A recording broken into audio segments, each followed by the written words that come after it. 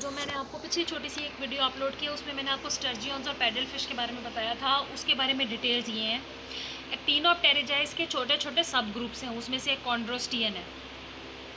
Permian, Triassic, Jurassic ये periods हैं जिनकी रेंज 215 से 120 मिलियन साल पहले की है। But only 25 species remain today, यानी 215 से 120 मिलियन साल पहले ये दुनिया में वजूद में आ चुकी थी। तब तकरीबन ये 3 पीरियड थे दुनिया में, ये पानियों में थी। बहुत सारी इनकी एक्सटिंक्ट हो चुकी हैं और अब जिंदा जो हैं वो 25 स्पीशीज़ रह चुकी हैं। Ancestral chondrosteans had a bony skeleton but living members the sturgeons and paddle fish have cartilaginous skeletons. अच्छा, मज़े की बात यह है कि इनको रखा बोनी फ़िश के ग्रुप में है, क्योंकि जो इनके बहुत सारे एंसेस्टर्स अब एक्सटिंक्ट हो चुके हैं उनमें बोनी स्केलेटन था। लेकिन कुछ एक ये फॉर्म्स ऐसी हैं जिनमें एक स्टर्जियन है जो कि मैंने अभी आपको पिछली वीडियो में दिखाई है, और एक पैडल फिश है जिनका कार्टिलेजनस स्केलेटन है। Chondrosteans have also a tail with upper lobe, यानी ऊपर की तरफ उसमें एक उभार सा होता है इनकी टेल की टिप के ऊपर। अच्छा, मोस्ट स्टर्जियंस लिव इन सी, ये दरियाओं की तरफ भी चली जाती हैं ब्रीड यानी कि अपनी अफजाइश के अमल के लिए। Some sturgeons live in fresh water but maintain the migratory habits of their marine relatives. ज़्यादातर स्टर्जियंस ऐसी भी हैं, कुछ किस्में जो फ्रेश वाटर में रहती हैं लेकिन माइग्रेटरी हैबिट्स रखती हैं, और अपने से मिलने जुलने वाले जो मछलियों का यही ग्रुप कॉन्ड्रोस्टियंस का है, सेम हैबिट्स जो है ये भी रखती हैं। यानी जैसे आदात अथवा जैसे करैक्टर जिनमें वैसे ही इनके साथी दूसरे रिलेटिव्स ग्रुप्स में भी हैं। They are large up to 1000 kg, यानी इनका जिस्म खासा बड़ा होता है और 1000 किलो के करीब इनका वज़न होता है। Bony plates cover the interior portion, अगर आप इनका जिस्म का पिछला हिस्सा देखो तो छोटी छोटी बोनी प्लेट्स हैं जो कि स्केल की शक्ल में इनके जिस्म को कवर करके रखेंगी, और टेल पर खासे बड़े बड़े इनके जो है स्केल्स पाए जाते हैं। मुंह इनका छोटा होता है, जॉ जबड़े जो हैं वो वीक होते हैं। स्टर्जियन छोटे छोटे इनवर्टिब्रेट्स को खाती है क्योंकि जबड़े वीक हैं तो ज़्यादा ये लड़ भिड़ नहीं सकती। इनकी जो थोथनी है वो थोड़ी सी जो है वो छोटी सी है, मुड़ी सी हुई है।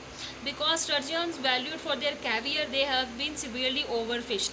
ये जो स्टर्जियंस हैं इनका 1000 किलो वज़न है, ये बहुत बड़ी तादाद में अंडे पैदा करती हैं। इनके जो अंडे हैं उनके जितनी भी पैदावार एक वक्त में होती है उस पूरी कलेक्शन को कैवियर कहते हैं, और ये कैवियर इनके अंडों की जो पूरी कलेक्शन जो कि एक वक्त में पैदा करती हैं ये यूरोपीय ममालिक में खाया भी जाता है। इसलिए इनको ओवरफिश ज़रूरत से ज़्यादा मछली जो है पकड़ी जाती है। ये स्टर्जियन और कॉन्ड्रोस्टियंस से ताल्लुक़ रखने वाली दूसरी किस्में इनके कैवियर की वजह से, इनके अंडों की वजह से। पैडल फिश कॉन्ड्रोस्टियंस का दूसरा बड़ा ग्रुप है, ये ताज़ा पानी में पाई जाती हैं। इसको पैडल फिश क्यों कहते हैं? क्योंकि इसका रोस्ट्रम है बड़ा ही तेज़ है, इंटरवीन करता है दूसरे जानदारों के जिस्म में, यानी कि वो नीडल की तरह तेज़ होता है। अच्छा, कुछ ये कहा जाता है कि ये सेंसरी रिसेप्टर्स भी रखता है रोस्ट्रम इनका, और ये दूसरे जानदारों के जिस्म से आने वाली इलेक्ट्रिक फील्ड्स को डिटेक्ट कर लेता है। तो ये हमने वापस आपको उस पिक्चर की तरफ लेकर जा रही हूँ, ये देखें। ये जो मैंने आपको अभी बताया था कि इनकी टेल के ऊपर जो है वो छोटा सा प्रोजेक्शन सी बनी हुई है, लोब सी बनी हुई है, ये देखें। अच्छा, और आप देख रहे हो कि टेल के ऊपर फिन्स यहाँ इस हिस्से में ज़्यादा है, शुरू के जिस्म में स्केल्स कम है। अच्छा, अब अगर हम दूसरी फ़िश की बात करें जो कि हमारी पैडल फ़िश है, तो ये आप देख रहे हो कि इसका जो टेल का फिन है ये 2 शाखा है, बाकी पेक्टोरल, पेल्विक, एनल फिन वगैरह हैं, डॉर्सल साइड पे भी हैं, वेंट्रल साइड पे भी हैं।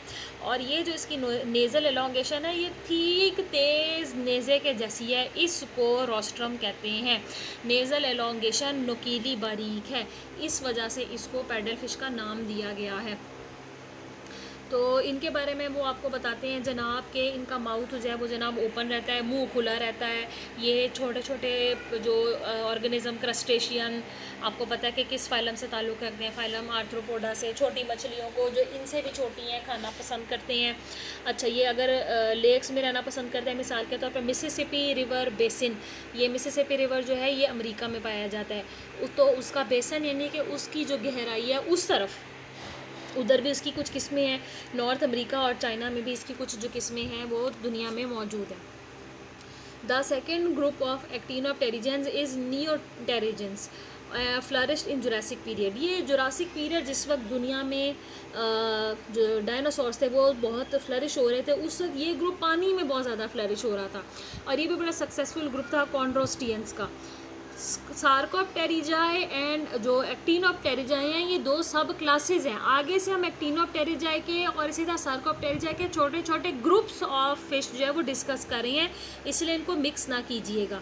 इससे ताल्लुक़ रखने वाले जो 2 प्रिमिटिव जेनरा हैं, लेपिसोस्टियस गार्प-लाइक ये जनाब है, और गारपाइक जनाब ये कहलाती है, और इसके जिस्म पे थिक स्केल्स पाए जाते हैं, जॉ बड़े जबड़े जो हैं वो बड़े हैं, मछलियों को ये जनाब पकड़ते हैं। दूसरी है एमिया। मैं अभी जब मज़ीद दोबारा दूसरी वीडियो अपलोड करूँगी तो मैं एमिया और लेपिसोस्टियस जो है इनकी भी आपको तस्वीर जो है वो वीडियो में दिखाऊँगी। अच्छा जी, इसके अलावा इसकी और किस्में हैं, डॉग फिश, बोफिन लिविंग मेंबर्स हैं, और इनसे ताल्लुक़ रखने वाला एक सबसे बड़ा जो सब ऑर्डर है वो टीलियोस्टाई कहलाता है। उस ग्रुप से ताल्लुक़ रखने वाले जितने ऑर्गेनिज्म हैं वो टीलियोस्ट कहलाते हैं। जितनी भी जदीद बोनी फ़िश है जिनमें से कुछ किस्मों को हम खाते हैं वो टीलियोस्ट में आती हैं। इनमें प्रॉपर स्विम लैडर जनाब आप देखोगे कि नहीं होंगे, कनेक्शन डाइजेस्टिव सिस्टम का उसके साथ ख़त्म हो गया होगा। क्यों होगा? क्यों, ये मैं आपको स्विम लैडर वाले टॉपिक में बताऊँगी, तो फिर ही आपको ये चीज़ें क्लियर हो जाएंगी।